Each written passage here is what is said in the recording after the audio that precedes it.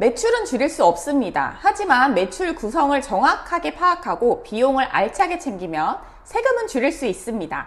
오늘은 학원 운영자 분들을 위한 2024년 기속 종합소득세 절세 준비 가이드 완벽 정리해드립니다. 학원은 특히 매출 누락, 인건비 신고, 비용 놓치기 딱 이 세 가지 때문에 매년 추징당하는 사례가 속출하고 있어요. 자, 지금부터 시작합니다.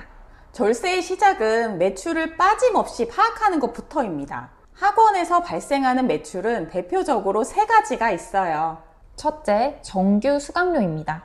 이건 연말정산 교육비 세액공제 자료로 국세청에 자동 전송됩니다. 즉, 다시 말하면 학부모들이 연말정산 때 교육청에 자료 제출을 하면 학원 매출이 자동으로 드러나요. 그래서 이걸 누락하면 국세청이 바로 잡아냅니다. 100% 걸려요. 그리고 두 번째, 특강이나 보강수당입니다. 예를 들어 방학 특강비, 시험 대비 추가 수업비, 혹은 늦게 온 학생들에게 개별 보강해주는 보강료가 있죠.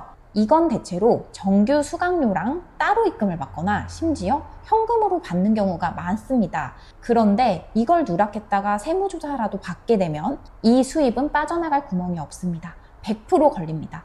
학원업은 현금 거래 10만 원 초과 시 현금 영수증 무조건 발행하셔야 됩니다. 그래서 중요한 건 자진 발급 제도가 있어요. 현금 받으시고 현금 영수증 발행 못하셨으면 학부모님께 현금 영수증 발행을 말씀드리거나 자진 발급하세요. 홈택스 또는 모바일로 현금 영수증 자진 발급하시면 됩니다.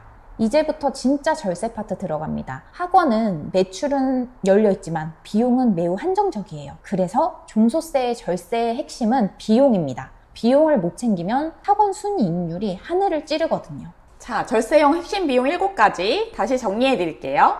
강사 인건비는 가장 큰 비용입니다. 하지만 신고 안 하면 추후 세무조사에서 제일 먼저 걸리는 항목이기도 합니다. 프리랜서 강사를 쓰시면 3.3% 원천 징수, 직원을 채용했다면 4대 보험 신고와 근로계약서 필수입니다. 세무서에도 꼭 인건비 신고하셔야 됩니다. 현금 봉투로 강사비를 지급하면 무조건 조사 대상입니다. 계좌 이체, 지급 명세서는 세트예요. 이게 기본입니다. 그리고 여기서 중요한 팁 하나 더 말씀드릴게요.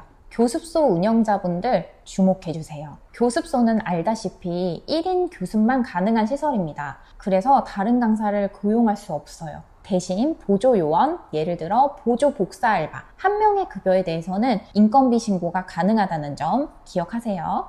그 다음은 임대료가 있죠. 사업용 계좌에서 이체하고 임대차 계약서 및 세금 계산서를 챙기셔야 됩니다. 간혹 원장님이 면세 사업자라고 해서 계산서를 안 받으시는 분 계시는데 그러시면 안 됩니다. 세금 계산서 꼭 챙기셔야 비용 인정됩니다.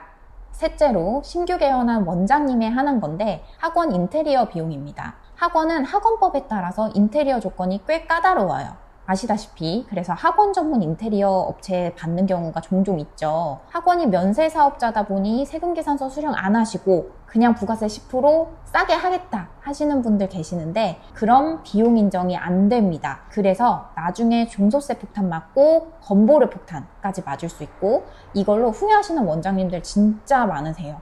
꼭 인테리어 세금 계산서 받고 인테리어 진행하시는 게 절세의 방법이라는 점 기억하세요. 넷째로는 공기청정기, 정수기, 복사기 렌탈비도 있습니다. 원장님들께서 많이 놓치시는 항목입니다. 처음에 신규 렌탈 계약하실 때 계산서 요청 꼭 하시고요. 사업용 계좌 이체 또는 신용카드 자동이체 등록해 놓으시면 누락되실 걱정 없습니다. 마지막으로 원장님 핸드폰비, 인터넷 비용, 전화 비용도 학원에서 사용하셨다면 비용 처리 당연히 가능하죠. 이것도 당연히 사업용으로 세금 계산서 신청하셔야 됩니다.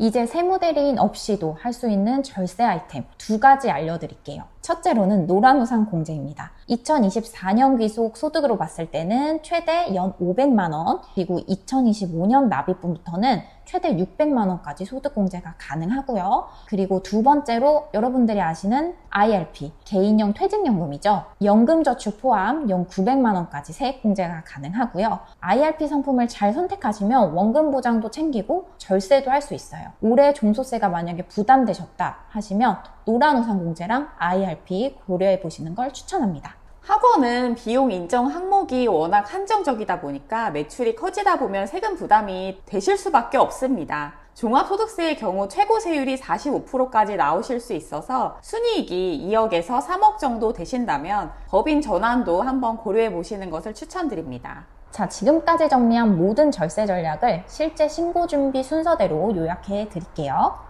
일단 첫째로 현금 영수증 자진 발행하셔야죠. 수입 누락 방지하셔야 됩니다. 그리고 두 번째로 비용 항목별 증빙 확보 꼭 챙기시고요. 세 번째로 강사 인건비가 있습니다. 원천 징수, 근로계약서 세팅 꼭 해주세요. 그리고 마지막 네 번째로 IRP 노란우산 공제로 소득공제, 세액공제 꼭 챙기시길 바라겠습니다. 학원 운영은 교육이지만 세금은 숫자입니다. 복잡하고 어렵게 느껴지셔도 차근차근 하나씩 정리하면 충분히 절세하실 수 있어요. 오늘 알려드린 항목들만 잘 챙기셔도 불필요한 세금 수백만 원 줄일 수 있습니다. 절세는 타이밍입니다. 망설이지 마시고 꼭 준비하세요. 오늘 영상이 도움되셨다면 구독, 좋아요, 알림 설정까지 세금 신고처럼 미루지 마세요. 다음 영상도 알기 쉬운 세금 이야기로 찾아뵐게요. 또 봐요, 우리!